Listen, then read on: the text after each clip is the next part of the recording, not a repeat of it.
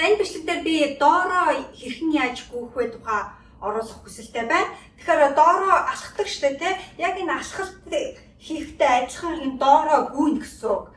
Тэгэхээр доороо гүйх нь янз янзаар гүйж болно. Хэрвээ та анхан шатных бол удаан ингээд шогших маягаар гүйж болно.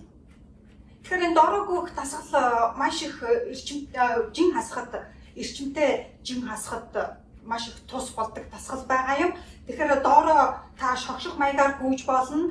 Мөн хурдаа нэмээд тийм ээ. Яг энэ доороо маш хурдан ингэж гүйж болно. Эсвэл хөлөө дээшээ өргөөд энэ маягаар бас гүйж болно. Тэгэхээр аль нь илүү танд илүү хийхэд боломжтой байна. Тэрийгээ та сонгоод хийн гэсэн үг л дээ. Тэгэхээр 30 секунд доороо гүйгээд маргааш дахиад 30 секунд доороо гүйгээд эсвэл 30 секунд маш хурдтай ингэж гүйгээд 30 секунд аяархан шогших маягаар хийж болно.